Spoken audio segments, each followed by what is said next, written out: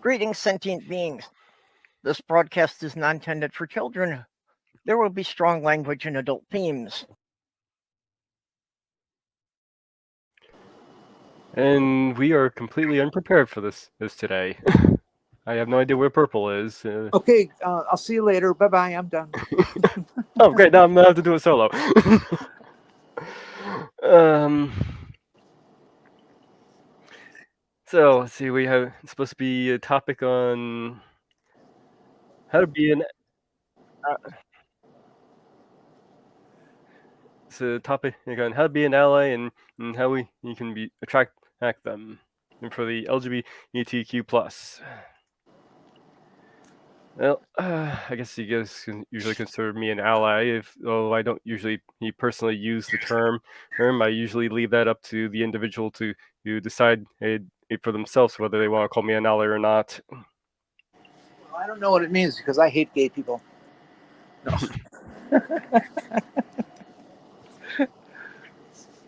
Oh wait, I'm gay. That's shit. Well, I hate myself. Yeah, that's what it is. Oh. Well, this is supposed to be a special Pride Month thing that Purple was doing, but we haven't had Purple show up, and she didn't show up for the last time this was supposed to be scheduled originally. So that's what this is. And I did get some permission from her to start these without her in the case of any issues, because with the whole thing with Lavender Lady, she might have had finally hit her and just wasn't able to show up because of that. So, well, I'm thinking we should fire her. That might be actually why she's not here. Maybe the whole emotional thing finally caught up to her and just hit her all at once now. I don't know. I'm just guessing. Yeah, maybe. I kind of wish we had somebody else who's an ally here, who other than might call me one, because like I said, I don't really use the term for myself. I leave that to other people to to make that determination. I see it as okay. I'm gonna just treat everybody, try and achieve equality for everybody. If you think that makes me an ally, okay. If you don't think that's good enough, okay. I saw an interesting person on TikTok today. They claim to be an ally. And I said, "Oh yeah, I have 2 gay people in my family, and I have 1 trans friend at work, and I'm just fine with them and all that kind of stuff." And she was talking about it because somebody was challenging her about her being a Trump supporter. And it made me remember this meme that's been floating around the last couple of months ago, something like this, that don't call yourself an ally if you're voting for a person who is trying to take everything away from that friend, that ally of yours, the person you're allied with. I don't remember the exact wording of it. But it's making the point that how can you vote for somebody who wants to eradicate us and then call yourself a friend?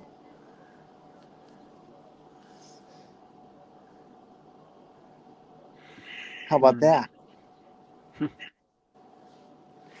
I can see the argument there. Well, she tried, it was real interesting that she tried, oh, no, I'm an ally. I'm an ally. It was like, well, no, I understand that you're considering yourself that, but you need to, if you're going to use that word, you need to know what it means. And you need to know who's out to destroy us. Well, and, what do you consider being an ally? Well, somebody who's not going to support anti-LGBT behavior in anyone, and stand up for us when the discussion gets into the hate mode of LGBT. That's what being an ally is fighting for your people in your group. Does one have to do that all the time, or is there situations where you have to pick your battles? Well, I think it's certainly realistic to say, well, yeah, you can get in some serious trouble um, being an ally, and if you're a bunch of fucking crazy people who want to hurt you because of it, I can understand somebody dummying up and for self-preservation. That makes perfect sense to me. Yeah, I kind of asked it because one of the things I came across when I was kind of looking up this was a story this person told us. All right, they're in New York. They support black people with equality and all that, but they had to make a trip to like Oklahoma, and they had to spend in like a week with this really racist person, going on all the slurs and stuff at the dinner table and all that. They didn't say a word until then. When we got back to New York, they put on their BLM shirt and marched and all that. So would you consider that being an ally, or would you consider that they're not doing their standing up the way they should be? I don't know. Each situation is so unique. It's hard to know. I don't feel like I can make any pat rules on it. I think every moment has to be taken into its own consideration. Because some things, it's a crazy subject to be part of. There are people who are just 100% fine with LGBTQ, and there are people who want us ground up in the wood chipper. And well, so that's like sorry. Go ahead. No, go ahead. Oh, well, actually, how you were saying how it could be kind of a case by case situations kind of gets into why I would say I don't usually use the term for myself. I leave that up to the individuals to determine, because your line might be different than the next person's line as to what they determine.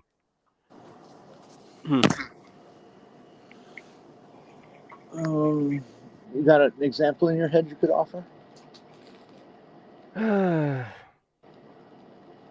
Well, see here. Not well, like I said, with the example of the person with the BLM, and thank you for coming. we're floundering up here. Hey, Amber. Hello. Yeah, I was distracted and I was waiting to get a message from Purple, and here we are. That Purple's such a bum. I know. What the hell? I enjoy the background though. I mean, obviously, I love the NASA assembly of images for the pride flag, and the person who made it, Rachel Lenz. Her name is Lenz. It's just every part of it is so cool. But I do digress. Hello. Hi. Hello. How's life by you? Oh, ups and downs, pluses and minuses, ins and outs, hots and colds. Well, anyway, as I was trying to get that, like the example I gave of the person who's supports black people, who's in New York but goes to Oklahoma, he doesn't say a word to the races. His POS is around him. Some people would say, "Oh, that's not being an ally." Some others would say, "Well, in that particular case, they need to protect themselves, and maybe they're not in a situation where they can really speak, so they still would be. He's still considered an ally."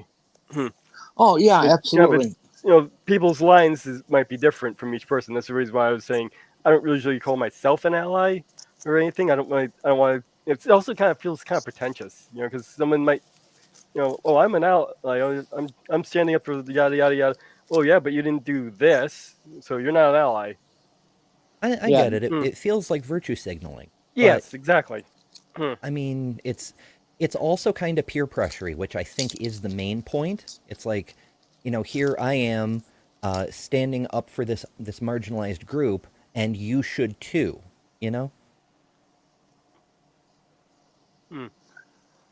I before you got here, I was saying that I understand that there's situations a person could be in where declaring your allyship or challenging that convo that's going on that needs to be addressed, and instead just keeping your mouth shut for your own self-preservation is perfectly understandable. Yeah. It's going to be a judgment call, situation specific, of course. You know, a lot of people feel like they have to be extra confrontational in every situation. On the one hand, that can make you insufferable to be around. But when it's a Yes. situation like that where you are personally, potentially in danger, I'm reminded of that thing they tell you on airlines, how you have to put your own mask on before you help anybody else. Because if you can't function, you can't help anybody else. So you make sure you are safe, you know? Well, I can't even help people when I'm conscious, so I don't know. Yeah, I mean that's very realistic. Um, I'm wondering if anybody in the chat has ever had a situation where they had to shield their allyship from the maddening crowd, um, or if they've just been fortunate to not have to do that. Yeah. Have you ever had to be in the closet about being an ally? I can definitely see situations where that would happen. Like the trucking company I used to work for a couple of years ago, if you said anything that wasn't straight down the line, Trump is the son of God, they would fucking kill you, you know? Yeah, yeah. I'm not gonna go to a room full of people from libs of TikTok and start saying things to them that are aggressive, because those people are known to be deadly. So Yeah, they're pretty special. yeah.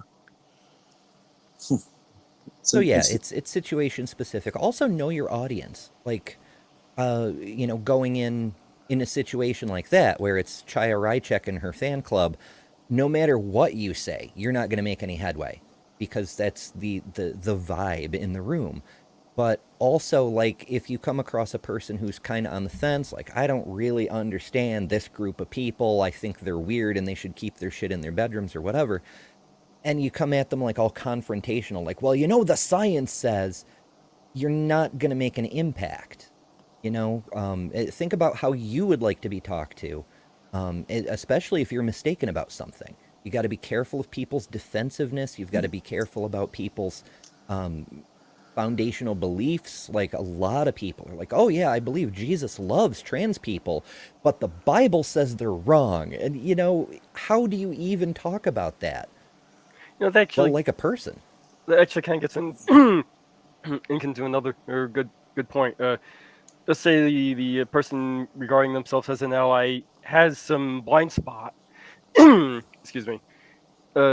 You know, for instance, say they bought into the this kind of off the top of my head to say they bought into the whole trans women aren't women thing.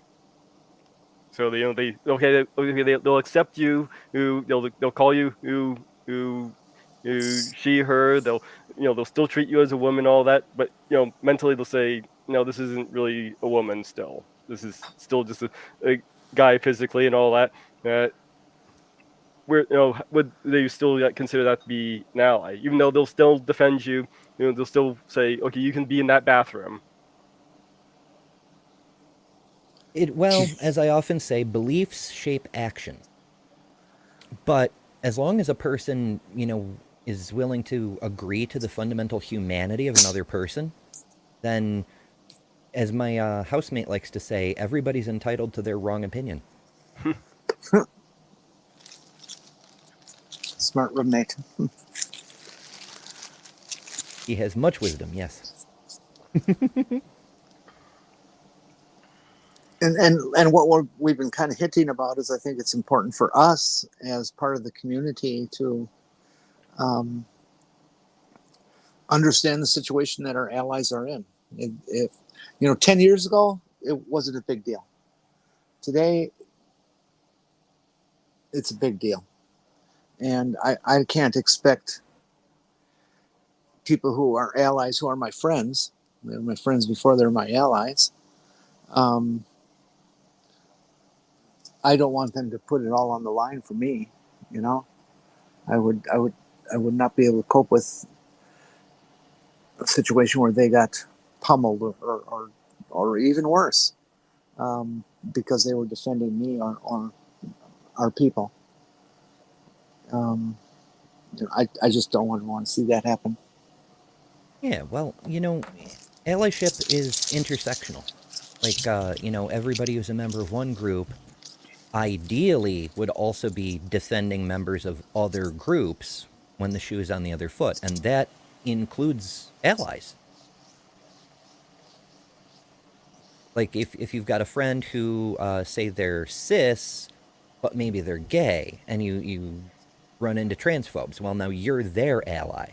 Or if they're hetero and you're not, and crazy situation, but it does happen from time to time, particularly here in the US, where you'll get people who, while they're accepting of LGBT people, they're actively bigoted against straight people. And, the psychology of it, why it's a similar thing as the anti-white movement. Like, white people are the root of all evil, straight people are the root of all evil. Similar situation. And so you might be called upon to defend your friend, even though they're nominally the ally to you, because we all have to stand up for each other's human rights together. Interesting. It's kind of an interesting little tidbit since about the whole white people are root of all evil thing. I actually came across the it's a Pew Research thing that came it was from 2021. Roughly 2/3 of progressive left, 68% are white, non-Hispanic. Just kind of a little interesting factoid there. Oh, sorry, my back. The progressives? Yeah, progressive left. 68% of the people they surveyed were white, non-Hispanic. This is a 2021 poll. It's interesting because it is still a super majority, of course, but compared to the gross population, that's a much lower percentage of white people than we might expect. Oh, I don't know. Also, also this thing says it has a young group of 71% being between the ages of 18 and 49. Now, are these numbers of people who are allies, LGBT? Or? This is the people who identify as progressive left. Oh, okay. Which I imagine where your pool of allyship would probably come from. Yeah, I would think. To a greater extent, you can more likely count on a lefty, a person who identifies as a lefty. They make it part of their identity. They're proud of it. But people in the middle, liberals, conservative, moderate conservatives, even independents, I think each group is going to have a different line where they will step in and take action. Like, a lefty might get in someone's face, you don't know the science, but a moderate conservative may step in if there's about to be imminent violence and everything in between. Also, that kind of gets back to the point I was saying earlier about where would you consider the line for being an ally to be? Well, since I asked Jenny, since you weren't here at the time, what would you consider being an ally? Well, like I say, it's situation specific. It's simply standing up for other people's human rights, particularly in a situation where you yourself don't have anything to gain or potentially stand something to lose. It's because the principle of it, believing in justice for everyone, means something to you, means it's worth the risk to you. It's similar to how Bernie Sanders marched with Martin Luther King. He stood to lose quite a bit. He could have been jailed, he could have been beaten to death, but he did it because of his principles. That's what an ally looks like. But not every ally can do that. It's a do what you can kind of situation. Not everybody has to risk Bull Connor's fire hoses to prove their allyship. Just be a good human. Just accept everybody's right to exist. And you're pretty much on good territory. It's amazing that I've been around 70 years now, and I can remember. Well, I remember I was born the year of Brown versus Board of Education, And I remember what it was like hearing people say horrible things about minorities in the early '60s and the mid '60s and stuff like that. And we're in that situation right now where they're saying the bad things about us. And Hmm. our family was always an ally of minorities. We just were. I don't know why, but that's just how I was raised. Um, and I forgot where I'm trying to go with this. Well, I generally see not so much. I don't have anything to gain from it, but everybody having equality is something that I can gain from. Because once one person is denied the freedom, that's hurting everybody. Yeah. I think King said something very similar. How, I'm going to mangle the quote, but the general idea is injustice to one person is injustice to everyone. Because if we don't have justice everywhere, we don't really have justice anywhere. Yeah, exactly. It's same sentiment. Yeah. I do not disagree.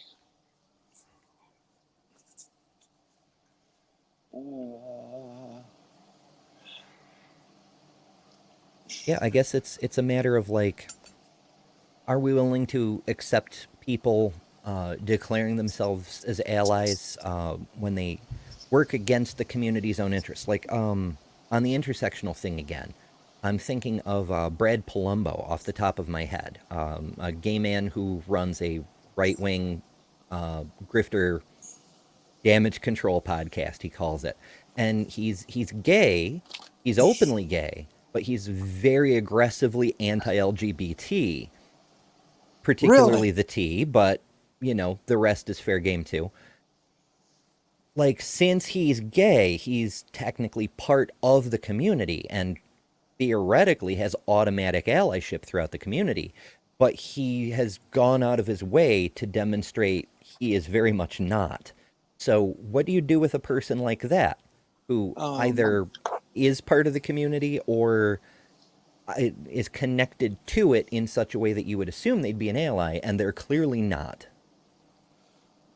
I think the first thing you should do is barricade them in the bathroom stall. Just stay there. Shove them in a locker. Yeah. You this kind of talks kind of reminds me of the situation going back like with what was his name, Stephen Woodford from Rationality Rules, where he came up with that video about the trans people in sports, and it was like totally off base, and he kind of course corrected a little bit, but not fully. But he generally still called himself an ally, though. Oh, I noticed even after that, and that even a lot of people dumped on him. Oh yeah. He got rations of shit, and I think he does try. Like he went out of his way to talk to Forrest Velkai in order to rebuff Colin Wright. I think is that transphobic pseudo biologist that has been making the rounds lately. But on the plus side, to Stephen's credit, he went pro-trans enough to catch the attention of some of the most brainwormy transphobes. There's what's her name, Maria McLaughlin, I think, one of J.K. Rowling's sycophants. She went out of her way to make multiple episodes about Stephen Woodford. He's like, this is the brain rot of being pro-science. What? She's a trip. I've had people ask me to review her channel a couple of times. She's not really great for content because she's very, very bitter and slow-paced and droning and boring.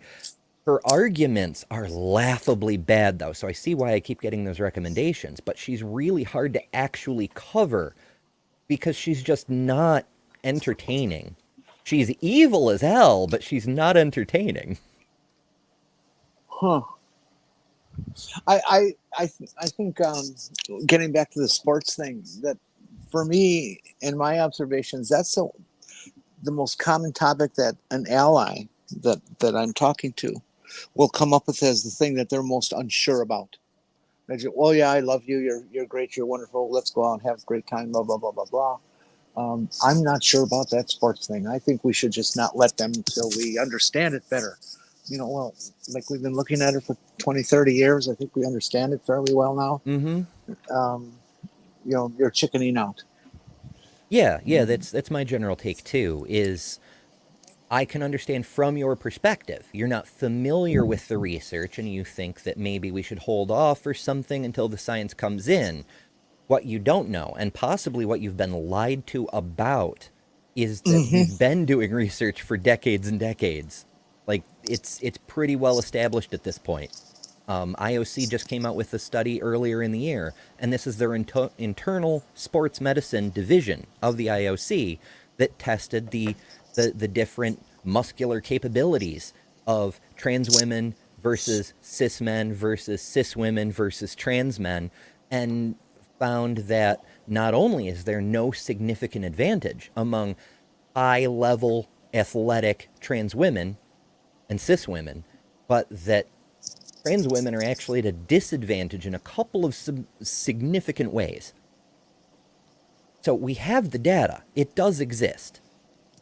But the people who are talking into your friend's ear aren't going to tell him that. They're going to say, oh, well, nobody's researched this, or there is no data, or what data there is. Their whole game depends on intuition. The idea that men are just superior to women in every respect. And I did a stream a couple of days ago over on Jay Bundy's channel about the fake doctors. And in that stream, he mentioned that if he were to go toe-to-toe with a middle school girl tennis player, he would get his ass kicked. Because even though he may be a big, strong man, yada, yada, he has no skill at tennis. Like, all these biological advantages don't necessarily mean automatic victory. And the sports medicine experts find that there aren't even the biological advantages, except for a couple of things like a slight height difference, shit like that. Which is only going to apply in certain, sports like volleyball or basketball, where height matters. It's wild. But also, the sports thing, while it is important for visibility, representation, treating people equally, so on and so forth, it's also a distraction. It's a red herring to get you off the topic of, do trans people deserve human rights? Do trans people deserve health care? To, let's talk about this very specific thing that the conservatives who peddle this don't actually give a fuck about, because as long as you're focused on the distraction, you're not talking about the real issue. My favorite question to ask them is, who are bitching about trans women in sport is, okay, how long have you felt this way, and name 5 female athletes? Almost nobody can. Yeah, it's wild. and people, obviously, the people who are most prone to be transphobic are also the ones who are very biased in that direction to begin with. But there's been a huge spike in misinformation. I gather Facebook changed the way they patrol misinformation lately, and it's let a whole bunch of bots just spreading utter bullshit. But yeah, there's a story I just saw this morning running around that the NCAA just decided to strip Leah Thomas of all her medals and award them to Riley Gaines.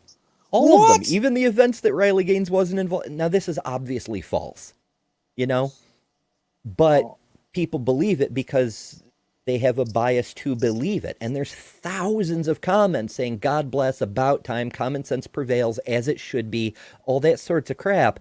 And I'm like, how fucking stupid are you people? Like, they're not just dumb. They're deliberately ignorant. They're going out of their way to be ignorant.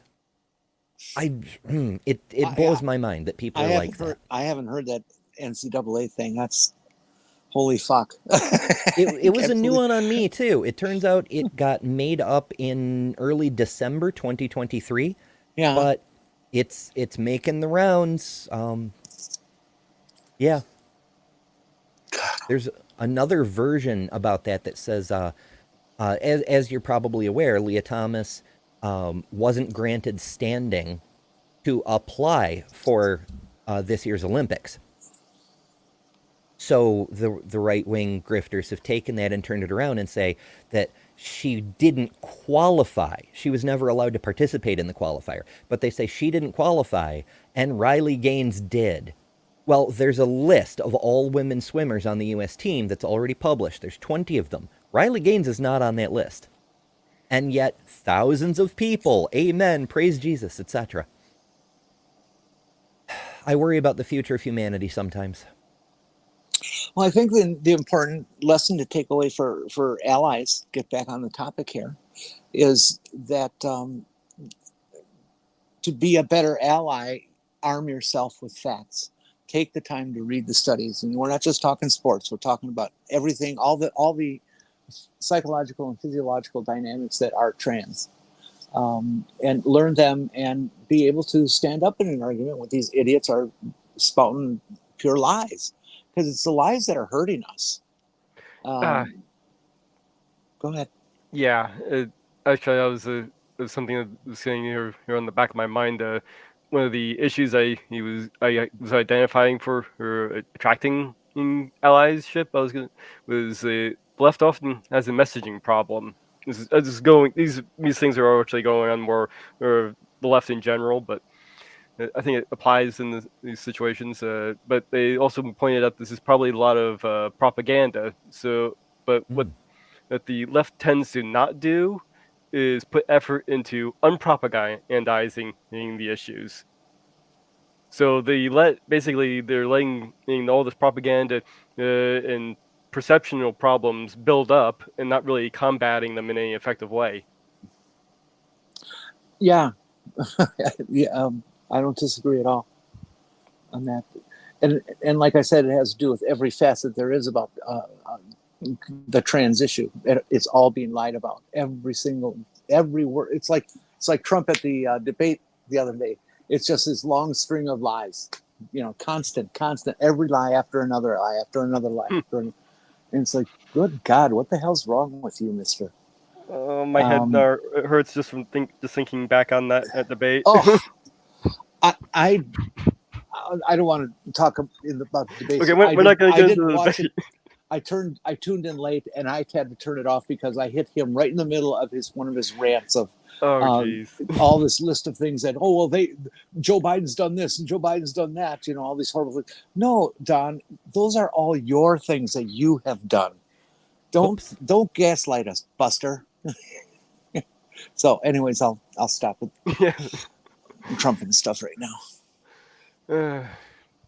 Well, anyway, earlier today, I actually had a chance to talk to some people who I'd say probably are either centrist or more right-leaning. In fact, one of them I happen to know is actually more of a Trump voter, and I was asking him, okay, what are the problems that the LGBT has as PR problems? And the thing that they told me was that they have other people are basically using them as a means to an end and creating bad PR in that manner. They didn't get into, it was hard to suss out specific examples, unfortunately, so I can't really give you that. But using which people? The LGBT, the communities, okay. and the minority communities, using them as a means to an end, usually and that's generating propaganda situations and more sort of an disingenuous perception. Excuse me. Oh goodness. Or the term hypocrisy and meanness came up as to how it's being used. Well, I'm sure everybody out in chat has been to one of our talks here or other talks that are centering on trans issues. You've heard it discussed that we were intentionally made the target in 2015 when the gay marriage went through, and they lost that as their moneymaker, moneymaker of hate, and they made up these propaganda concepts. And have been passing around because they know the effectiveness of their echo chambers. And so you got a whole bunch of people that are just saying shit over and over and over that they heard from this guy, and I heard that from that guy, and that guy from that guy, and that guy. It's just this big chain of lies. Challenge that. Where did you learn that? How did you know about that? When did you learn that? Yeah, What why did do you you know only about care about trans that people? now? Yeah, what did you know about trans people 10 years ago? Well, 10 years, we got to say 15 years now. 15 years ago. And and I can say these things because I've been on TikTok, and we get the general public and the very intense haters in this chat, audience members, and they can chat live with voices, unlike YouTube here. So we hear the bullshit directly, and they all use the same words, they all use the same expressions, they all cover the same situation and distort the same way, and all this crap. Corner the people. Even if you don't know the facts, you can make them very uncomfortable just by saying, well, when did you learn that? Who did you learn that from? How do you know it's true? And Yeah, they can't basic answer any of skepticism. those things. Yeah, they cannot answer those questions, and they will tend to, in many cases, shut up. In other cases, though, they're virulent, and they'll keep going after you. Yeah, it's exactly the same thing we do with counter apologetics, with anti-conspiracy theory stuff. Why do you think that? What makes you believe that? Why did you come to believe that? Mm-hmm. It's better than if you do have accurate facts and studies that you've read up on. You've done your homework on your end of the side of the fence, so that you could come back in the argument. If just trying to make them question themselves doesn't work. You have to be able to spit facts at them so that they do start to doubt themselves. And the most important message in this discussion, or that discussion with these haters, these are the exact same things that were said about Black people. It's the exact same thing that was said about gay people when gay liberation started. If you want to keep it in this few decades, well, last 5 decades. Oh no, wait, 6 decades. Oh shit. Because this really is. It's just Yeah, a but you're not complete. wrong. Like people have done comparisons. Yep. They've shown like I Phyllis, I forget Phyllis's name, who was worried about the Black people gaining access to white women's restrooms because we need to be protected, we'll be assaulted, etc., etc. Think of the children, and then Anita Bryant, the same thing. We need to protect the children. The gays are out to get our children, and it's the same thing over and over. They're just copying the old script. Bathrooms, in the bathrooms, and they're teachers. Teachers, there's gay teachers. Oh, singer. No, actually, I did not put the person on the spot when I was asking this. Now, I think that was actually a really important way. The way I went about it is actually really important because I wasn't putting the person on the spot when I was just asking them their opinion. How do you perceive this? So I wasn't doing it in any kind of confrontational manner. I was just trying to get their opinion. And I think that was actually a really important way of going about it, because if I was going say they were going say somebody come up and say, oh trans women aren't women, and I start going on, well here yada yada, no this yes they are, or yada yada yada yada, that actually might be off-putting to that person where they feel that now I'm just attacking them. Well, right. When you say stupid things, you got to expect to be attacked.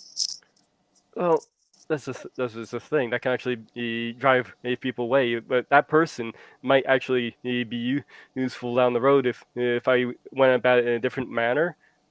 Or maybe they still will keep that idea that trans women aren't women, but they might actually you turn around a little bit enough to where they might be able to speak to people I can't speak to, or you can't speak to. Yeah.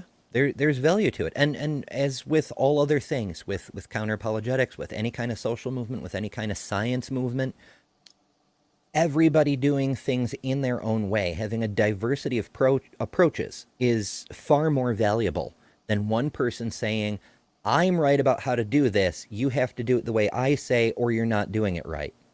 You know, we don't handle anything else in that fashion because it doesn't work. It doesn't work universally. The way you approach being an ally may reach a lot of people that someone who is confrontational would never reach. But on the flip side, the confrontational person might get in front of a lot more eyeballs. They might get ridiculed, but they might get in front of a lot more eyeballs because they're more bombastic. It takes all kinds, you know? And actually, it kind of gets into another issue I was looking at with the left here. Is we tend to be there's a perception of just trivializing, just attacking people for what usually seen as trivial things, instead of focusing on bigger issues. Let's see if I can find the exact thing. I got the list here. Well, rewards performative actions.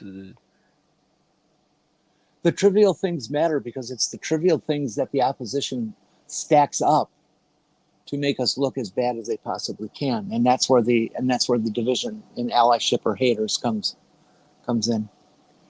Yeah. Correct information matters. You're not going to get a true,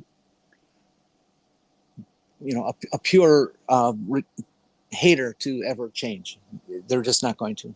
But there's a whole lot of people who are hating not because they think all these things, but this is the only thing that they've heard, and that they are indeed open to changing their mind if when they hear something. I've had numerous people over the years who have gone, oh, I didn't think of it that way, and they end up changing. You only got to get one little splinter in that wedge, and you can make a change. Yeah, it's exactly the same as counter-apologetics in that respect. Like, we've heard from all kinds of people, from Paulogia to Godless Granny, that they were deep, invested, faithful believers who bought all the political stuff that went along with their religious views, the preachers preaching hate from the pulpit and so forth. And they came across atheists regularly who said, why do you believe that? This doesn't make any sense. Until finally somebody said something that struck them in just the right way. And they went, wait a minute, why do I believe this? You know? Mm-hmm. So often it does take a long time, especially when a person is surrounded by, a localized culture that is like, this is true, this is true, this is true. I mean, the big lie is a thing for a reason. I think the left does have a tendency to argue with itself over, in their opinion, in trivial quips. Difference is when the broad vision, in which is more important, is often largely agreed upon. So basically, we're arguing with ourselves there. They often make a fairly trivial issue whose rise to the level of an existential threat. That's the perception going on. So even if that's not true. Yeah, that's a big part of why the left manages to lose slam dunk elections, and it's very troubling. There's a saying among lefties that the left eats their own, and it's true. Like, the right has this tactic where they'll throw out distraction after distraction after distraction. For instance, let's focus on trans people being able to use a bathroom. That's not a real issue that the government should be looking into, but they're making it an issue, so you're not paying attention to what people like Donald Trump are doing. And it works. And then on the flip side, on the left, there's people who know what the main important items are, but then they spend all their time tearing each other apart over ridiculous, irrelevant bullshit and canceling each other left and right. I mean, Vaush versus the Tankies. It's like, what are you people doing with your time? We have actual battles to fight, and you're in the back room playing that towel whip thing from locker rooms with each other. What are you doing? All I know is that when they say, well, you're not a woman, I just say, well, you'll have to talk to my OBGYN about that, I guess. Mm. Hello. Who got who? Oh, it's Stephanie. We know her. Mm-hmm. Mm-hmm. Okay, we're putting it in spot now. What do you have to say? Yeah. Just joking. Say something, Stephanie. I think you're muted. Hi, I'm not Oh. muted, I don't think. No, we can hear you.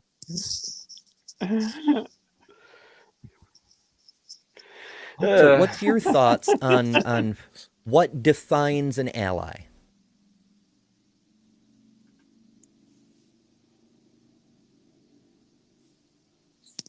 I'm asking you, Miss Stephanie.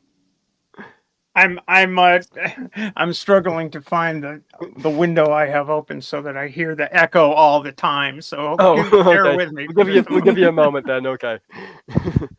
Technical fun. Let's see here. There's all sorts of fun things. Like I was saying earlier, I was tootling around, doing stuff, waiting to get a message from Purple, and the main thing I was doing was editing that stream from Jay Bundy's. I'm making a condensed version because the original was like 3 hours and 40 minutes long, and Stephanie was on that with me. So I've been seeing Stephanie quite a lot today, even though this is the first time I've seen Stephanie today. I have to excuse myself for I a minute. just finished Women Atheists Unload show on Skeptic Haven. So yeah, and guess what we were talking about? We weren't talking about allyship. We were talking about celebrating Pride. So it's sort of it's all of a piece. Mm-hmm. Yeah. Yep. So what makes an ally? Well, I think the most recent demonstration of allyship that blew me away was Forrest on this happened beginning of June, beginning of this month, where this guy Chuck, and I was a call screener. This guy Chuck calls in. He filled out the little form. He called in via the web, filled out the little form, and had put in for his pronouns attack/helicopter. Okay, and I said, look, I'm not going to put attack helicopter in for your pronouns because neither one of those words is a pronoun. I hate to be a grammarian about this, but what topic would you like to address? And he said, I'd like to address the topic of religion as a human phenotype, a meta phenotype. It's okay. Well, yeah, okay. John and Forrest would love to talk about that.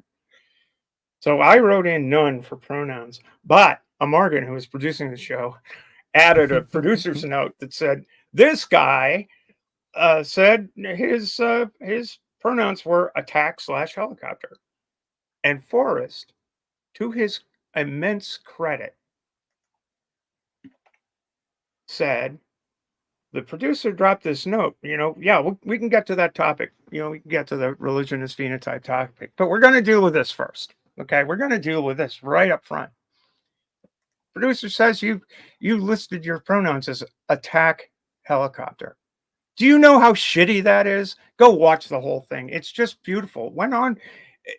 John Gleason, Godless Engineer, was the co-host. He said, well, yeah, I agree with Forrest. That's a pretty damn shitty thing to do. We can get to the other topic. And we can get to the other topic of the topic of your call if you like. And Forrest said, well, I'm not gonna. And he kept on the guy. That's allyship. That's like, here's somebody trying to be too cute for words, and bringing the bigotry out in the open, saying the quiet part out loud, sort of. And when someone who's not a member of the community, someone who's not trans, is willing to stand up and say, that's shitty. And treating people like that is shitty. That means the world to me. And when people show up at school board meetings and stand there and say, I've got no dog in this hunt, no dog in the fight, but I'm here to stand with my queer uh, neighbors and speak out against this proposed thing about banning their depiction in books and school libraries. I'm here to stand against that, or I'm here to stand against all these other things. That to me is allyship. Uh, niceties like we have your back don't mean as much to me because my back is already against the wall and there's a firing squad in front of me. And I want them to be taking on the firing squad, not the wall. And if they get the power, there's going to be actual firing squads out there, folks. don't doubt that for a moment. That kind of gets into something I was having in the back of my mind here.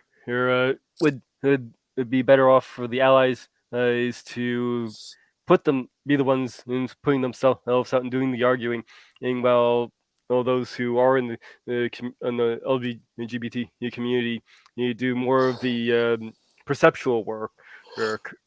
For instance, like one of my, I consider this guy one of my heroes. It was Daryl Davis. Is he goes out there and does this whole with the question, and how can you hate me if you don't even know me, and just goes out and starts talking to clan members and spends time and just works, and apparently and according to him, he's actually managed to get about 200 clan members to leave the clan by just doing that. So would it be better for you guys to sit down and just talk to the biggest, show them that you're just a human being and like everybody else, while the allies do the fighting? Well, it really depends on the level of interaction and also the level of the bigotry involved.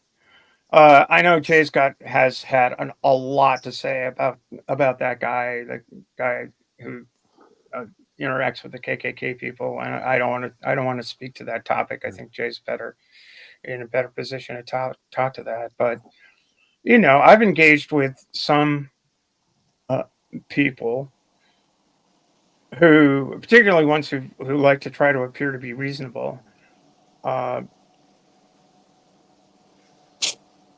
But too many of the people, at least as far as vis-a-vis the trans community, too many of people who do that are using it for building clout and building an audience and finding ways to clip something you said.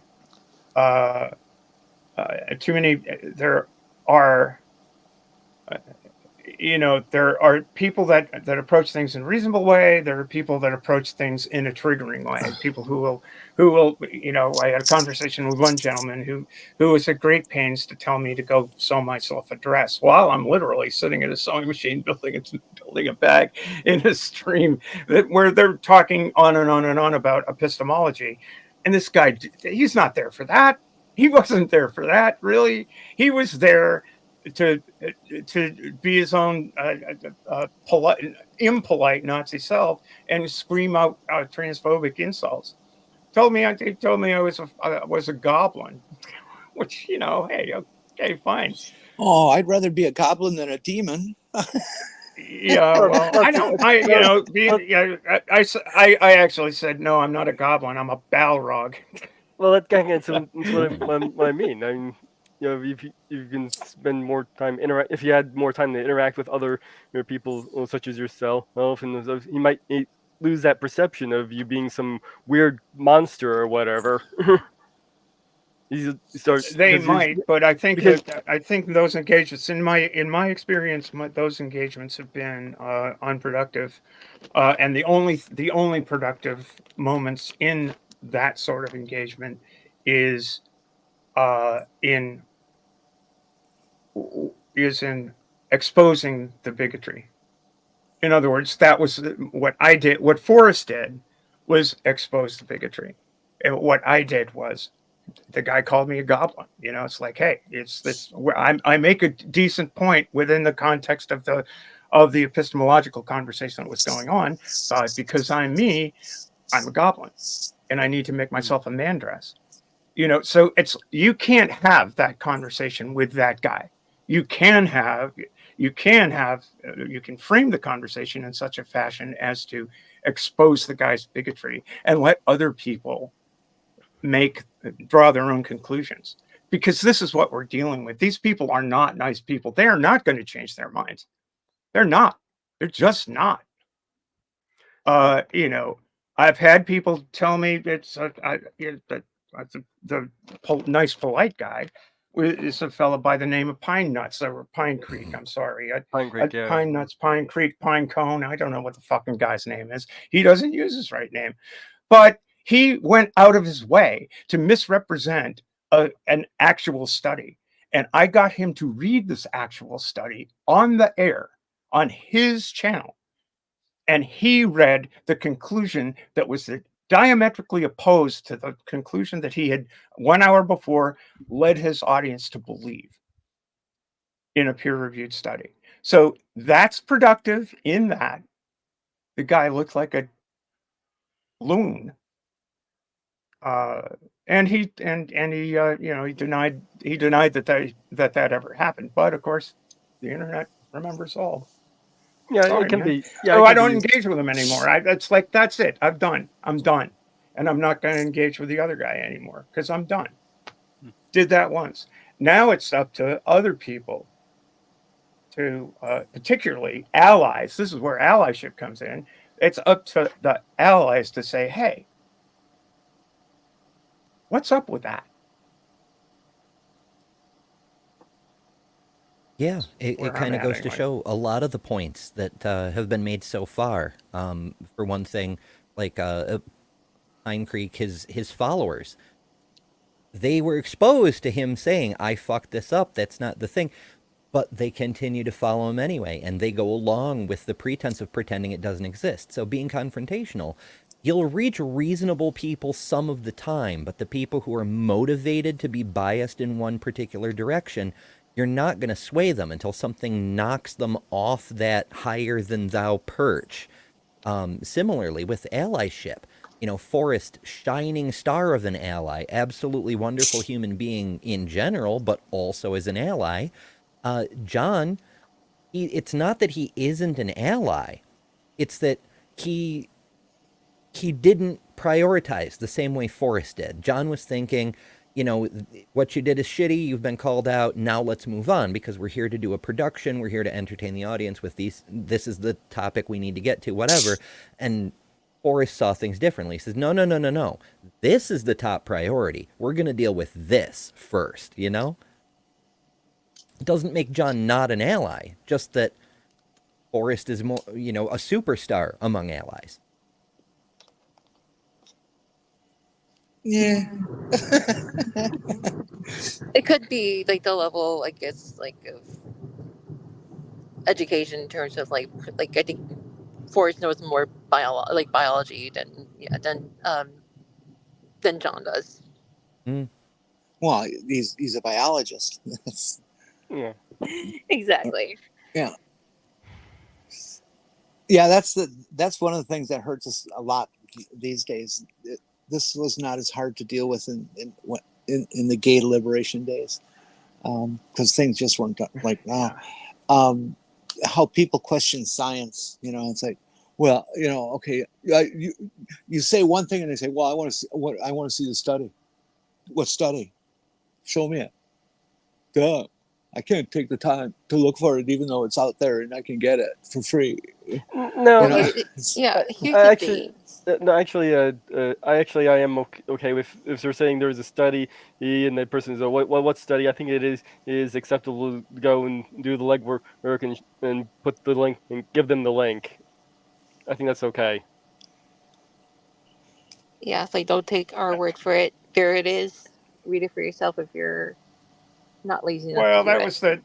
that's how that conversation developed in the first place. Because Doug challenged me and said, "Oh, show me one study that shows that that gender affirming care reduces suicidality, reduces suicide rates. And I'm not talking about ideation. I mean actual suicide rates. So there's a study of a cohort in the Netherlands that is out there, and I found it in about 2 seconds in Google. I mean, I knew the study was out there, so I knew I'd find it. And it happened to be the very same study that he had misquoted an hour earlier on his show. And he said, "Oh, were you watching?" He was all excited. "Were you watching an hour ago? Wait, read the conclusion." So I did. And yeah, it's suicide rate reduced, you know, with qualifications, but and it was a study. It had a very small n, so it's not. But then again, see, here's the problem for us. One of the biggest problems for us is that any study is necessarily going to have a very small n of the number of subjects involved, because you're talking about 0.2% of the population. And that in and of itself, it was used in like the Cass review. Oh, this is a low quality study because it's got a low n, low number. And it's like that's some catch 22. And when you've got government boards employing transphobes to conduct these studies, guess what you wind up with?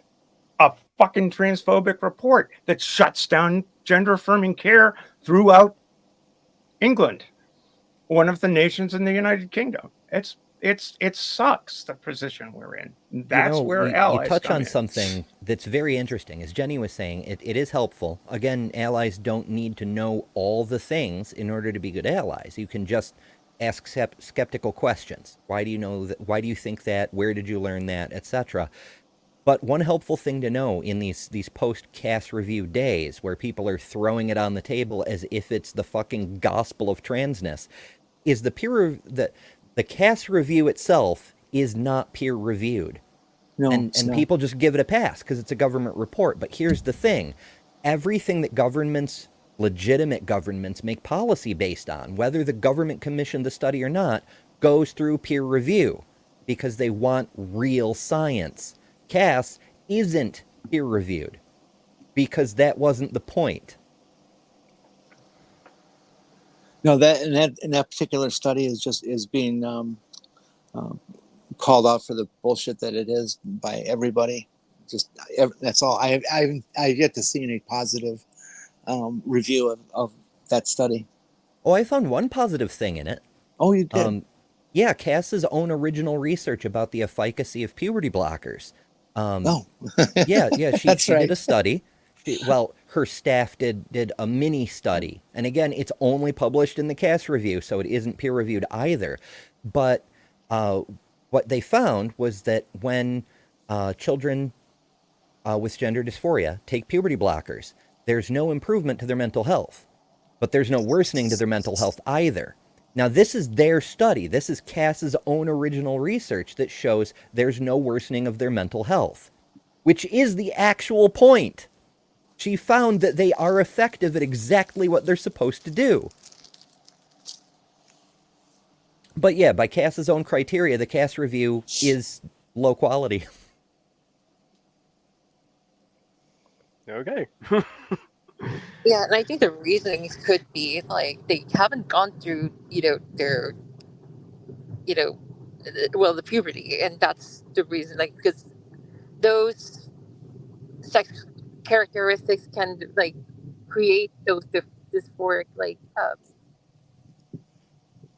I don't know, feelings, and so that's probably why it neither improved or like worsened.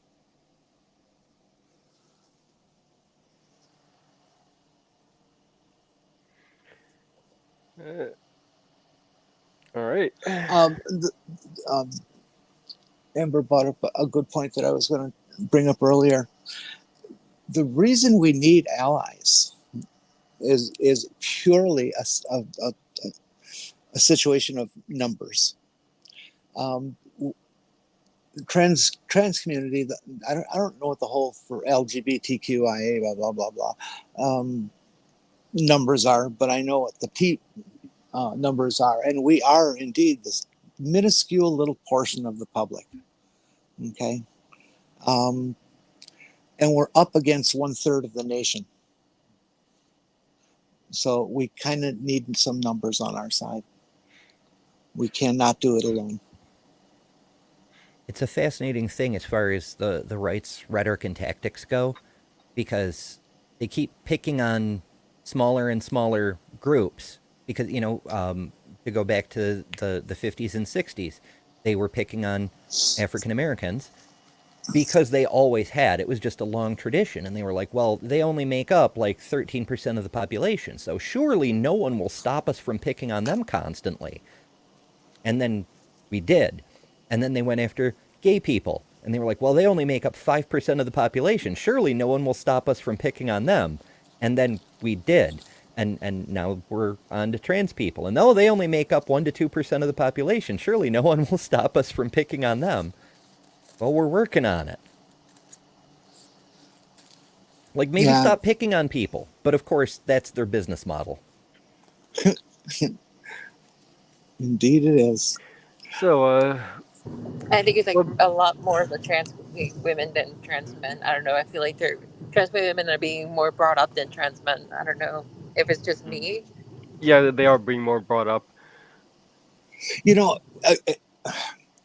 We talk about all the history and all this kind of stuff, and they're always calling everything we're doing is an experimental thing. It's fuck you. It's 100 years old.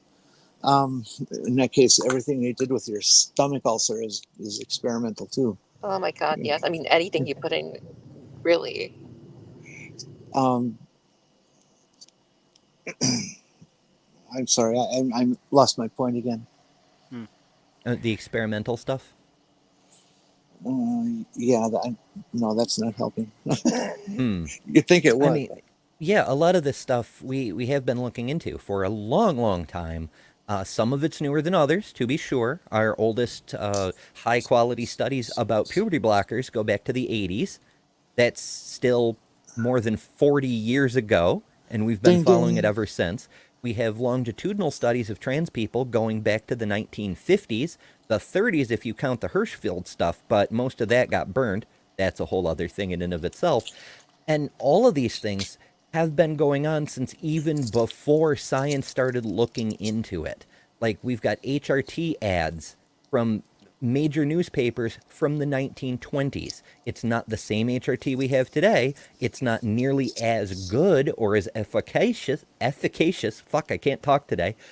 But people were taking hormone replacement to help with things like menopause or what we now call low T and erectile dysfunction, all these things. They were like, oh, it's a hormone deficiency. Here, take this, it'll help. And it did help a little bit. All of this stuff, it goes way back. I remembered what direction I wanted to take that. It has to do with the passage of time and how long we've been dealing with this and all that stuff. Back when I transitioned in the early late 70s, early 80s, there weren't any trans men. Now, I don't mean that literally. Of course there were trans men. But the science did not believe that there were trans sexual men. We see that in Blanchard's work, in Zucker's nonsense. It took them till like 1986 before they would even attempt any sort of surgery on trans men, because they just did not believe it. Believe in it. I don't understand that, because they certainly were accepting trans women by then, but maybe that's because they get to have sex with them. We're very popular with the cis men. Well, in the bedroom, we're popular with cis men. In public, and I think there's a similarity there. How a big portion of the anti-gay movement was self-hating homophobes. All these preachers and Congress people and whatnot who would get up on stage and talk about how homosexuality is a sin and an abomination and how it'll ruin marriage and lead to bestiality and all these other things. And then as soon as they get off stage, they were on Grindr finding a hookup. I think it's a similar thing. there are a lot of people like Glinner, right? That one of the most prominent transphobes who's so into it he's destroyed his entire life for his transphobia is also a chaser. He outed himself on a trans girl's OnlyFans. Oh, did he really? He did, because he's also very stupid. But yeah, I think a lot of these people are chasers and they hate themselves for it and they try to take it out on the people they're attracted to. Well, and we know that, chat, because there's other numbers that are out there in business, so you're not going to find a scientific research on this, where they traced or tracked area codes and zip codes and things or IP addresses of people who are making money by calling or making money for the companies that have trans porn. I guess it'd be the easiest way to put it, where it's live video of somebody who's doing something, and you're sending them your nickels and dollars over online, and they perform certain acts that you get to watch. It's like one of the most popular porn sites, and the primary location of the people who are doing it are down south in the red states. Jesus Christ. Okay, and who also, Pornhub of course, did a are the study on people that, who too. hate us. Yeah, Pornhub looked into it. It also reminds me of Dead Domain's video where they went undercover invading CPAC, posing as a conservative podcaster. Just one of the little details that I found so hilarious is Jordan turned on Grindr, which has the nearby contacts feature, and in the middle of CPAC, and like 100 phones went off. Holy shit! How did they do that? Yeah, it's just I don't really. Yes, the right is weaponizing transphobia, but individual people who hold conservative views, in my experience, have not been irredeemably hostile to my being alive, which is interesting. I mean, my biggest allies when I transitioned were basically older right-wing men. Well, I have crazy, right? Like Trump voting right-wing guys. That just it's nuts, and it's that weird cognitive dissonance that I find peculiar, but that's my own life experience, and other people's life experience your mileage may vary, that's for sure. Oh, and it may vary very, very much in 2024 as opposed to 1998. I mean, I don't know. My situation is a great example of that. When I transitioned and came out at work, I got fired. What did I do for a living? Well, I was a social services administrator type, in charge of education and staffing and these kinds of things, 24 hours, 7 days a week. So I got let go by this liberal organization whose motto is unconditional positive regard. Okay. But the group that accepted me, that I was able to reestablish my life with, was the automotive community, which is not exactly blue. True. And that's something that I get it now, but it really was, what? You mean you really don't hate me? Who cares? You can fix my car. That's all I care about, Yeah, it's surprising, and that's an important point. exactly. We shouldn't get carried away by our own stereotypes either. While it's true, the vastly overwhelming majority of hate we get comes from the right. That doesn't mean because a person is on the right, they will be hateful.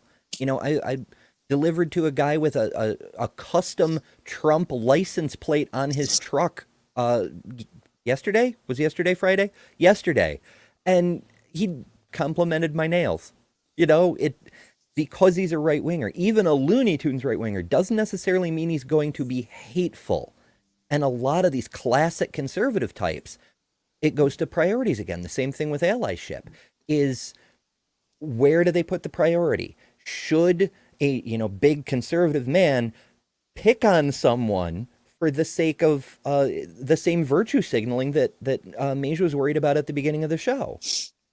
Or is it more important as a conservative to put individual liberty and human freedom, everybody deserves rights, a core conservative value from days gone by, as the top priority? And some of them do. And that kind of gets some of them do, but they have to do it in public. It's again, it's back to that. Oh, I've got your back. Many of folks like that. Whereas, oh yeah, we've got your back. They won't do anything to you because you're one of the good ones, in my mind. But that doesn't mean shit to a tree. That doesn't mean shit to a tree if you're electing people that are building the camps for me to go to as soon as they have the power to do it. Because there are people who want to build the camps and definitely don't have my back.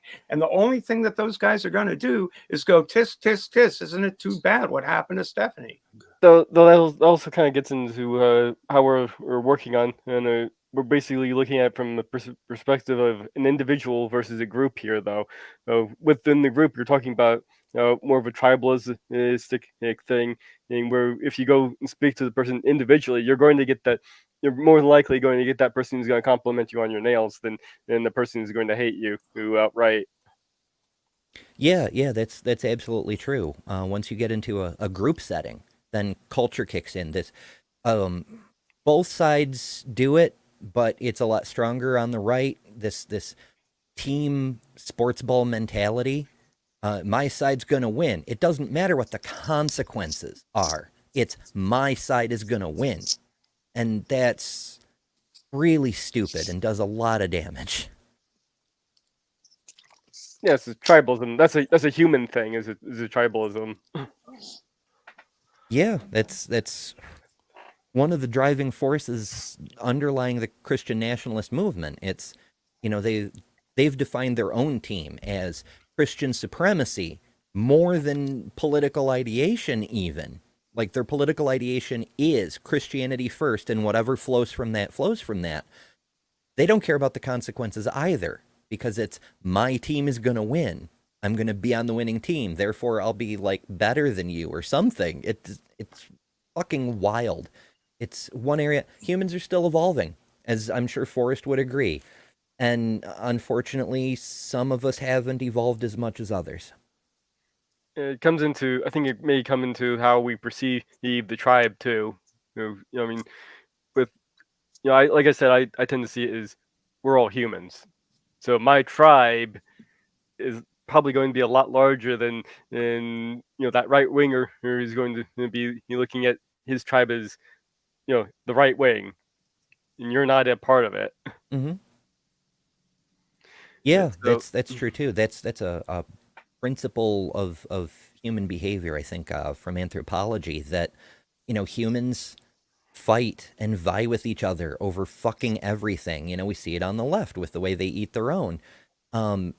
There's a saying, me against my brother, but me and my brother against our uncle, and me and my brother and our uncle against the stranger. It's layers of tribalism. Yes. And some of us have broadened our idea of who's included in our tribe to, like Mage said, include all humans.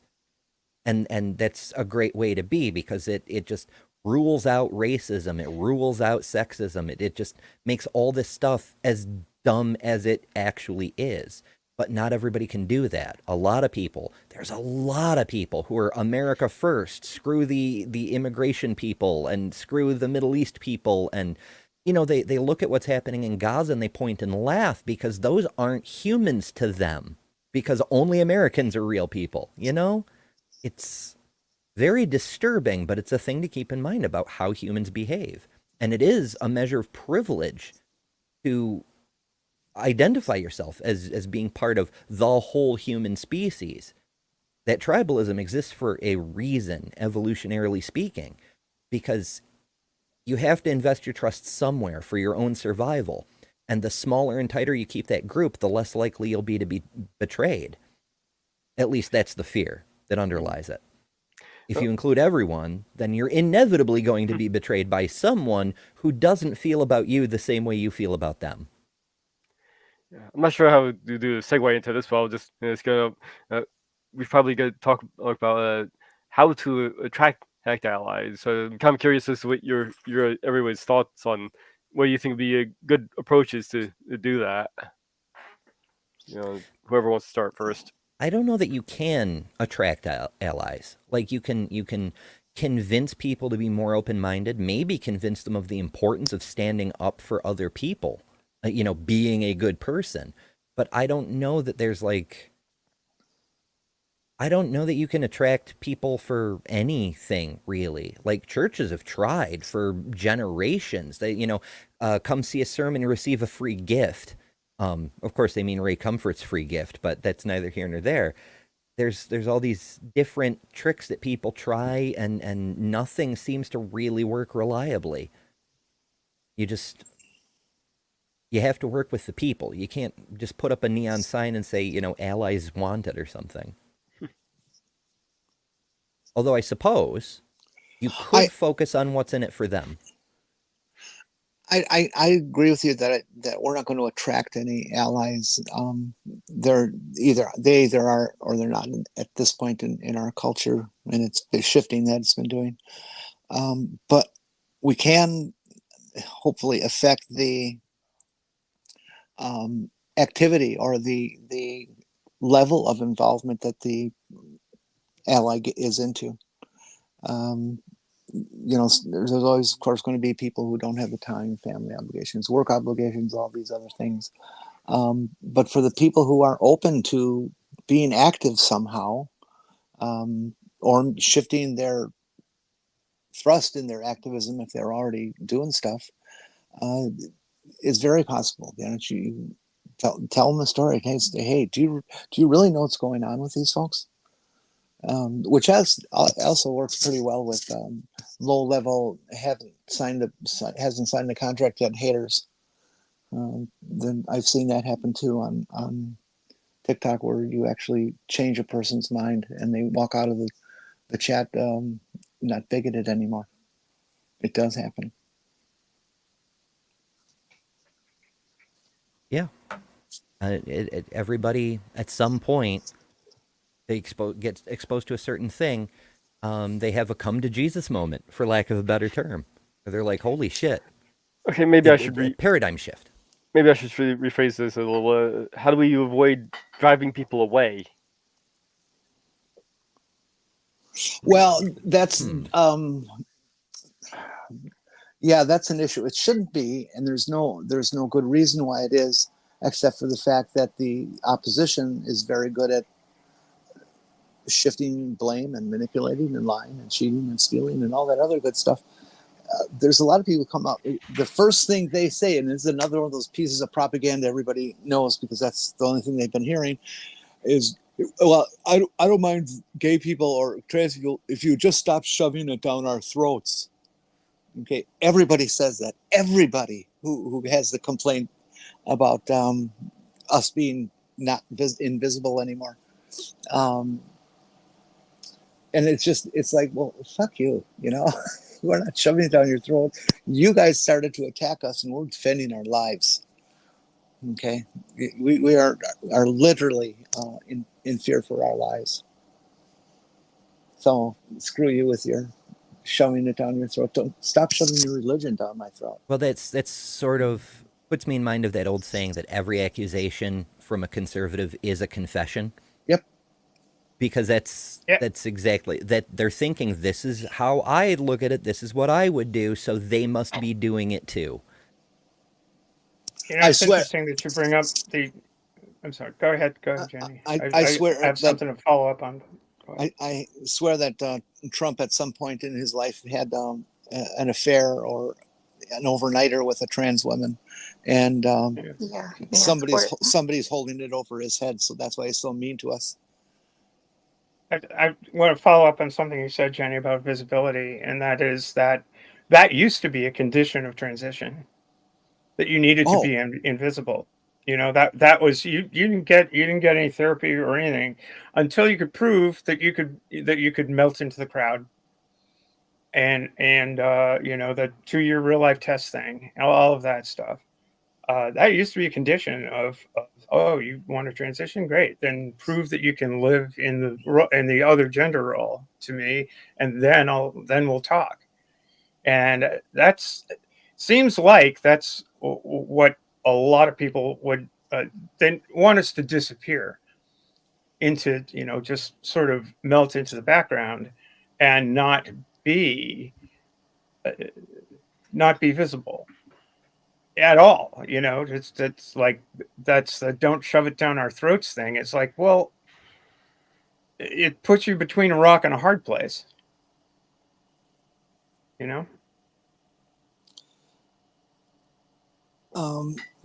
well, see, I'm not afraid to take those people on in a direct debate, because it's just such bullshit. You know, those are the people I go after with, well, when did you first hear about trans people? You know, how old were Right. you? How many years ago was it? That kind of thing. And say, well, you know, why is it a concern now? When Right. it wasn't a I'm concern not afraid of all these other, taking on either. why wasn't it a concern for the last century? You know, and only Right. now Right. it's an issue, because you've been told it's an issue, even though it's not. And Right. it's hard to get them to accept that that's true, because you're telling them to doubt their leaders. And so, well, you know, be It's gay, like, do oh crime. dear, there might be a trans woman in the women's room. It's like, yeah, I've been in the ladies' room for 26 years. I Like, 45, you 45. know, yeah. Well, you know, hey, listen, you know, I'm all for the seniority is there, and thank you for being a pioneer. But it's just so ridiculous, and it's just it it was easier in so many respects to transition 26 years ago than I think it would be now, because the social opprobrium, while the social opprobrium is less, broadly speaking, it's really visible now, and it's the subject of laws being made now, and Yeah. it's just the mental anguish that you see when you wake up every single day and there's an other fucking story in some fucking state about this stuff happening. And now it's to the point where trans people are getting beat up in bathrooms. A lot of trans kids are getting beat up in bathrooms. That's And another one of the and things. Oh, okay, I'm that's sorry. Go ahead. bad. No, that I'm done. And I've just, but the last word is that's bad.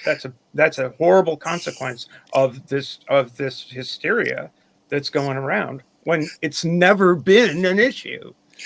Uh, an evening does not go by without at least 5 to 10 times of some macho shithead, on TikTok will say, and I can practically quote, because they all say the exact same thing. Well, if one of those people ever walked into a bathroom when my daughter's in there, they're not, they don't say I'd go kill them, because they would get in trouble for saying that, especially if they're in Canada. Um, but they say, use euphemisms, you know, and, well, they'll be sorry they did, you know, that kind of stuff, you know, these veiled threats. But it's shockingly common, and these people don't just let go. They bite in on the chat, and they just keep saying shit, saying shit, and then they come back tomorrow and do it again. You know, well, what's wrong with their life that they are coming and doing now every day of the week? Some of the haters are just not particularly stable.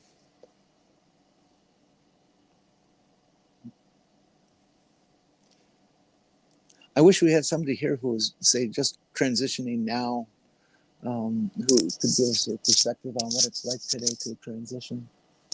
Hmm. Oh shit! I didn't look. Ember's not on. Whoops.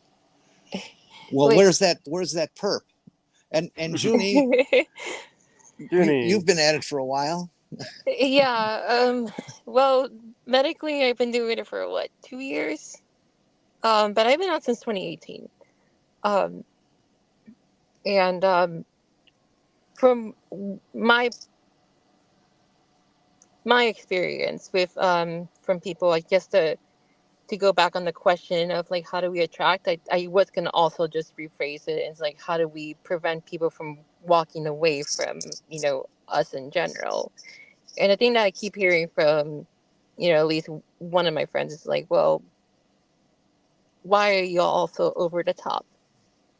I think they keep hearing a lot of the like this like right wing talk. As much as they like to deny it, they spout things like you know something that oh, what was his name, Jeffree Star would say, and that's all they would listen to, versus relating it to somebody they know personally. And I would try to remind them, it's like, okay, well, you may hear one thing or another, but first you have to see for yourself somebody who is trans, because chances are somebody may know at least one person who is. What is their behavior? What is it that they're doing that's menacing to society? And I still haven't gotten an answer as to you know why they still feel that way. They just like to continue on. And okay, like, this person tends to be like going back and forth on being wanting to be an ally and understanding, to hearing things and then asking questions and then trying to bring in their own opinions about it, which is fine. That those are times for education, but they also have to listen as well, versus just closing their minds and just focusing on what they've heard, instead of hearing somebody who they can literally talk to and relate to. I think um, hearing people online about our experiences, it can be in a way humanizing, but I think it's a lot more effective when we're personally like talking about it to people in real life. Definitely. Because, like, we can, as much as they like to use facts over feelings against us, the thing is that, like, there's only certain truths in that, and that only thing is that, yeah, you can spew statistics, you can spew out like facts about trans people, but until they hear it from, like, they hear the stories from us, that's where it'll kind of hit harder, and then they'll relate that to their own personal lives, because now we are part of their lives, especially their friends, coworkers, family members. Oh, it's harder to dehumanize you know Yeah, someone who you're at least either somewhat close to. yeah, kind of the quote from the Orville Hill from season 3. It's a whole lot harder to hate from up close. Yeah, because there's only so much you can say too. But I think this person just is not afraid to say, and she's a cis woman, so she likes to talk about ask questions about it too. It's like, well, um, why do we use the term cis versus trans? Like, and it's like, I would feel offended if somebody would have called me cis. But it's like things like that. It's like, well, first of all, it's just language. Second, it's like, I don't think you've educated yourself on how language works when you're talking about, like, or when you're like bringing up a discussion about something. Otherwise, none of that really matters. It's just layman terms. Like, you wouldn't just point at somebody and say that's, you know, like, especially if it's harder to tell whether somebody's trans, gay, or lesbian. Um, those are like the inner things that people can't tell unless they're more flamboyant about it. Well, except for the TERFs and GCs, they can always tell. Yeah, Mm. I did mention earlier. It's like I apparently, yeah, they're investigating. I was like, Yeah. I know, I was like, Oh, those people are a laugh. They're just insane. I don't consider them an issue whatsoever. They're just idiots. yeah, But um, yeah, the opposition actually says that constantly is we can always tell, and every time you trick them on that, or force a situation to them on that, they fail. And then we tell them you failed, but they still go on thinking that they can always tell. It's yeah.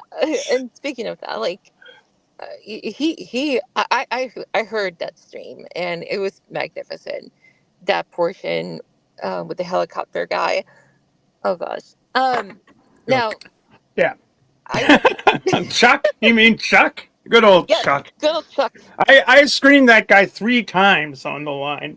That was the only time that half an hour tongue lashing he got was definitely the best call. Chuck, best entertainment Chuck provided the line's audience. Hey, But yeah, let's start a name for that. Let's just call it.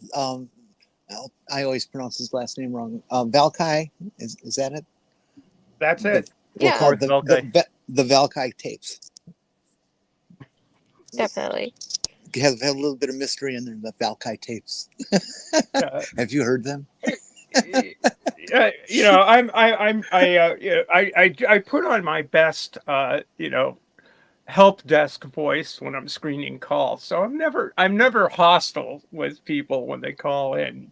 It's always just a real polite hi. Thanks for calling the line. My name is Stephanie. Blah blah blah blah. And when you get a guy like that who can always tell apparently, but can't. It's just hysterically funny. It's just. Thank you very much, miss. And okay, you're out. Take your attack helicopter and go chop chop chop off in the distance. It's just here you go. I'd always like to know how they would use attack helicopter as a pronoun, but also use it in a sentence properly. Well, let's see. I guess that would be that's I like- attack helicopter's wallet. It's like neopronouns, right? Yeah. I like to congratulate them and say, "Oh, you use neopronouns. How progressive of you." So yeah, you'd say something like, "Hey, has anyone seen attack helicopters remote control?" Right, right. Goofy I mean, people. it's at a certain point. I mean, I do enjoy the creativity and the personalization that neopronouns allow people, and so I do encourage people who choose to go that route. That's fantastic. It's like tattoos. It's a form of personal customization. But there's a certain point where a pronoun becomes so cumbersome, it's easier to just say their name. I'm not against those kinds of pronouns. I just can't fit them in my brain. They just will not stick. I've tried deliberately to learn them, and I just can't remember them. They're just they just won't fit in. I was never very good in Latin doing declensions of various verbs and things either. So I think it's the same kind of thing that way. It's just my brain just isn't ready for a whole list of things I've never heard of. Yeah, I'm sure there's a lot of them, and I think I heard that correct me if I'm wrong. I think it was Peru that banned anything other than like male and female pronouns. Yeah, there's some. I don't know if it was Peru either, but I heard something about that somebody just did that. Or Yeah, which hurt me because like I'd love to visit Peru, but I mean, oh gosh. there's just so much duplicity and everything else, and it's just. I mean, good competition or good opposition is good. I mean, it keeps you on your toes. But God, why do they have to have so many just rock box stupid? It's Brain in a box. Oh. Like, I don't know. As like whenever we have these conversations, we're always expected to have a cool head, but there's only so much and so long that we can keep it up. Like, I tend to be a very friendly person, and I try not to blow steam. But when I try to explain things to a person and they're not getting it, I don't know. It's hard. Not to kind of lose my cool, especially when I bring it up over and over again. It's just like, did you not hear me the first time? I'm more than happy to go over it. In fact, you can go to, a lot of different, you know, people's perspective versus hearing either a cis person's perspective on how they view transgender, um, individuals, or individuals who are just against their own self-interest. Like, uh, gosh, what's her name? Is it Caitlyn Jenner and Hmm. Blair White? Oh I feel yeah, like they they're tend to listen to them more just because they are trans, Yeah. and they call them the sometimes. real, like the real down to earth trans people, like normal trans people. Like, what does that even mean? Well, it I, means that they're trans people who agree with their own preconceptions. They don't have to expand their mind or learn anymore. They can continue to be bigoted and say, "Oh, but I have a trans friend, though." yeah. Well, no, you don't. Yeah, it's you, like you, saying, and if yeah, it is, it's one way. It's, Oh yeah, definitely gosh, parasocial. yep, It's just it varies. Like Caitlyn Jenner is a clear, straight up grifter. She is doing it for the paycheck. Blair, I honestly don't know. I mean, I know she does grift, but it seems like she doesn't care about. She's totally self centered, right? She doesn't have a political agenda per se, or perhaps she doesn't. It's not clear to me if she does. But she just kind of wants to be a bitch to everyone, as bitchy as she can be because her fans fucking love it. Well, we should probably start wrapping this up here. So, what? even though we've yeah. even though we've gotten Um, almost an hour longer than what Jenny was actually wanting to go, because we just didn't have enough to talk about on the topic. Bonus Jenny time. Well, and then all these people showed up. This I is good. know. Sorry. So you don't apologize. But yeah, I gotta get to walking the dog, and I'm the one who has to close this thing out. So, let's start with Junie. What do you have to shell? Okay. Well, I am still working on my next video for my new channel, Junie the Voice. I'm kind of giving like a hiatus on my other channel for now because I like to stick to something a little bit more positive. So if you like to hear some voice tips, I'm still working on those things as well for my channel. I am also just um, yeah, thinking of just expanding it as much as I can. Basically, a positive platform for anybody to come in and listen to different stories. Otherwise, if you want to some more serious stuff, there's my other channel. Although, be aware and be nice if you hear my old voice. Um, I'm still kind of progressing on that, and so I'm just bringing it into the new channel. But Hey, everybody in chat, give Junie a W for her voice. It's incredible. Mm-hmm. It really, really is. Like I could not tell from your voice that there had been any work done there, you know? oh gosh, yeah, you should hear my first videos on my other channel. But Junie the Apostate. And even the very latest one, it's so gosh, I thought I was doing good even back then. And so for everybody, I always try to remind there's always room for improvement, no matter for personality, education, and just self improvement in general. It's a good thing. And um, like evolution, there's no goal, but it's always nice to keep working on self, like just for yourself though, nobody else.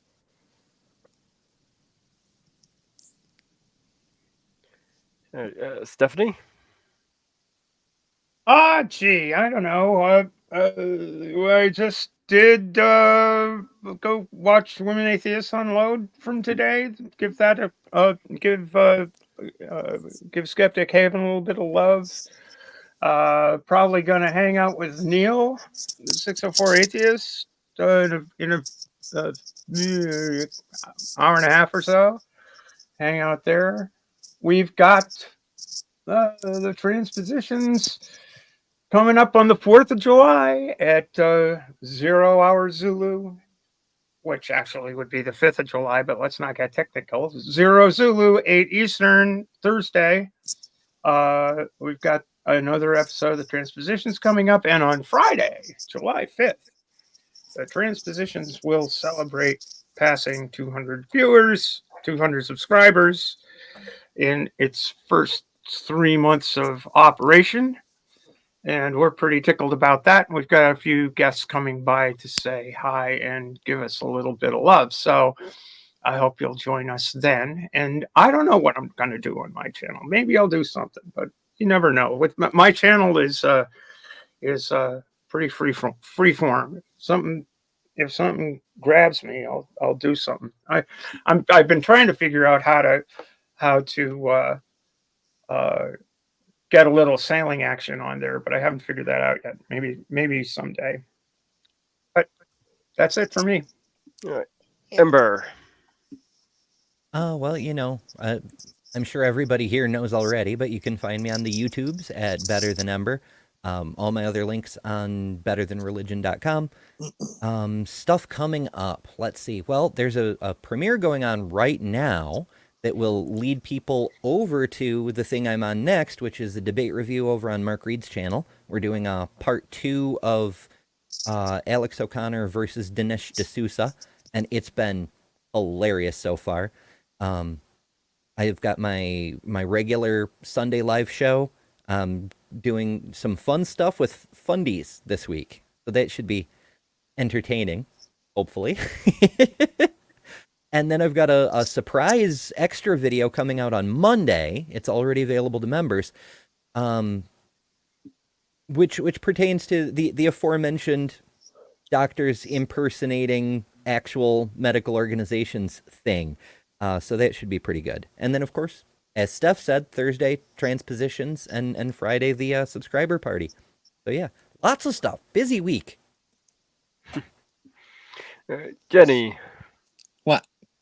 What you got? Nothing. Just Okay. purple next week Wednesday, and wherever else I can, find a ride, that kind of thing. But folks, tomorrow is the last day of Pride for this year. I know.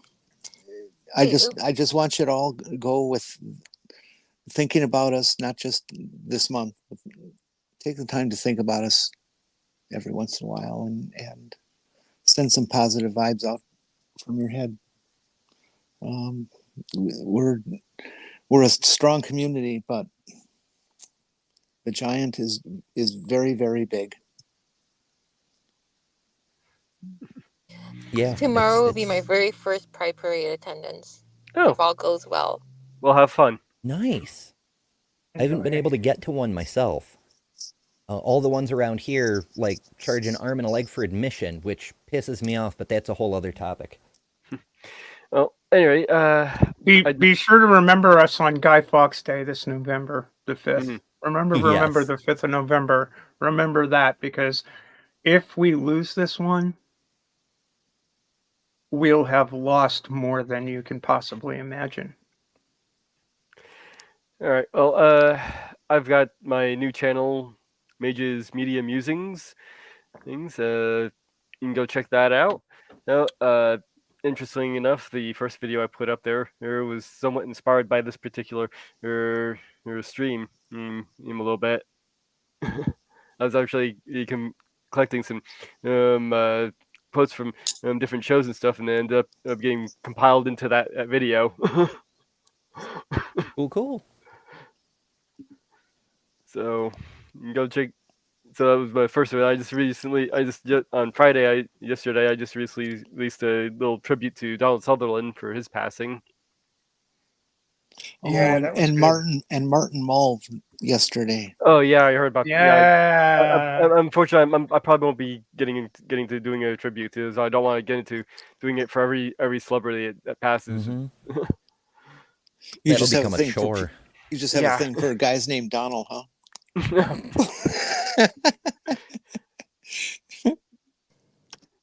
It's a matter of how well I know them from their acting and all that. So, but check that out. So, I think we're covered now. So, Yay! see everybody Yeah. later. We'll end this. Thank you, everyone in the chat, for coming, and especially if you're someone who made all the shows for this month.